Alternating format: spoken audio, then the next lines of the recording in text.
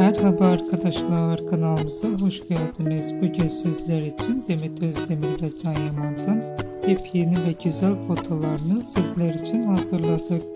Can Yaman Gönül İşleri, İnadına Aşk ve birçok dizilerde rol almış ve herkes tarafından çok beğenilmişti.